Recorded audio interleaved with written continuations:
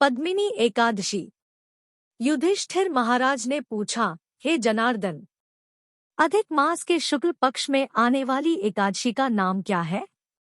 इस एकादशी का पालन कैसे करना चाहिए और इस व्रत के पालन से प्राप्त होने वाले फल के बारे में कृपया आप विस्तार वर्णन करें। भगवान श्री कृष्ण ने कहा, हे राजन, इस पवित्र एकादशी का नाम पद्मिनी है।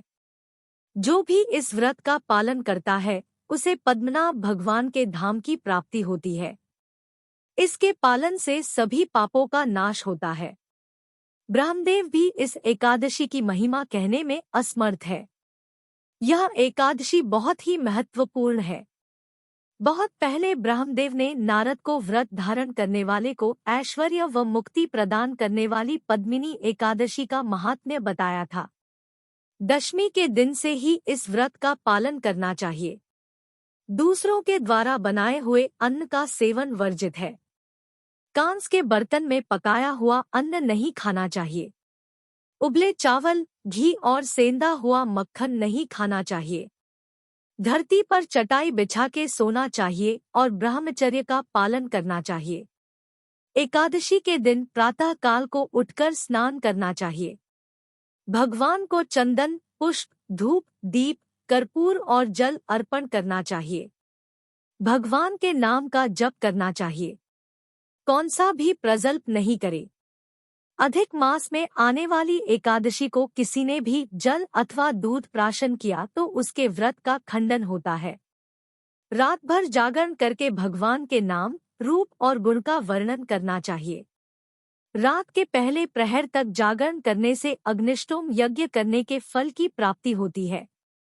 दूसरे प्रहर तक जागरण करने से वाजपेय यज्ञ का फल, रात्रि के 3 प्रहर तक जागरण करने से अश्वमेध यज्ञ करने का फल तथा पूरी रात जागरण करने से राजसूय यज्ञ करने का पुण्य प्राप्त होता है।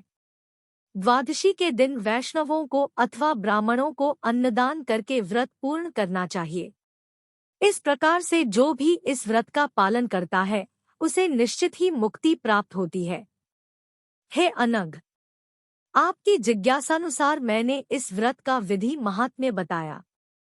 बहुत पहले पुलत्स्य ऋषि द्वारा नारद मुनि को बताई गई सुंदर कथा सुनो।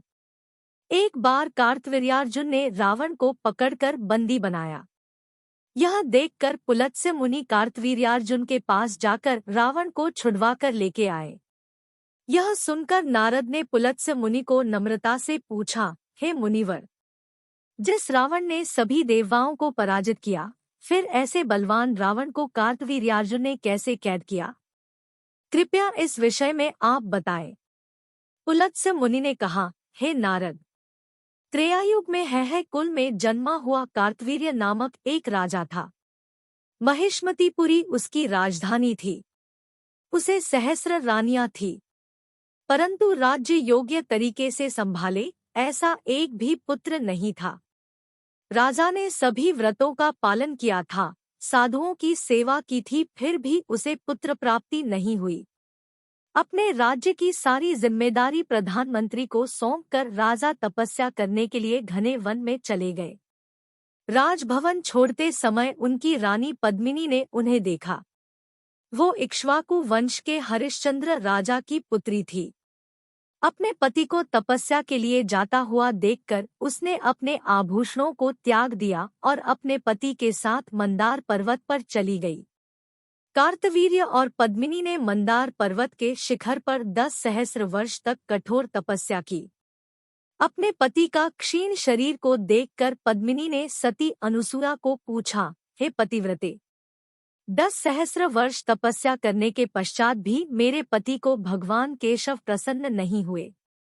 कृपया मुझे आप ऐसा व्रत बताएं कि जिसके पालन से भगवान केशव प्रसन्न होकर पुत्र दे जो एक पराक्रमी राजा बने। महारानी पद्मिनी की बातों से सती अनुसूया प्रसन्न हुई और उसने कहा, हर 33 महीनों के पश्चात अधिक मास आता है। इस महीने में 2 एकादशियां आती है। पद्मिनी और परम, इस एकादशी के व्रत पालन से भगवान तुरंत प्रसन्न हो जाएंगे और तुम्हारी सभी इच्छाएं पूरी हो जाएंगी। भगवान श्री कृष्ण ने कहा, अनुसुया के कहे अनुसार महारानी पद्मिनी ने इस व्रत का पालन किया। इससे केशव गरुड़ पर बैठकर वहां आए और उन्होंने पद्मिनी को वर मांगने का आदेश दिया। प्रथम रानी ने भगवान को वंदन किया और प्रार्थना करने लगी। उसके बाद उन्होंने पुत्र प्राप्ति के लिए भगवान से विनती की। भगवान ने कहा, हे साध्वी, मैं तुम पर बहुत प्रसन्न हूँ। अधिक मास के इतना कौन सा भी मास मुझे प्रिय नहीं है। इस मास की एकादशी भी मुझे बहुत प्रिय है। तुमने मुझे प्रसन्न किया है, इसलिए निश्चित ही तुम्हारे पति की इच्छा मैं पूर्ण करूंगा। पद्मिनी से वार्तालाप के पश्चात भगवान कार्तवीर्य के पास आए और उन्होंने कहा, तुम्हारी पत्नी ने एकादशी व्रत का पालन किया है, इससे मैं बहुत प्रसन्न हूँ। इसलिए जो तुम्हारी इच्छा है वो मांगो। राजा को बहुत ही प्रसन्नता हुई। हमेशा विजय प्राप्त करने वाला बलवान पुत्र राजा ने भगवान के पास मांगा।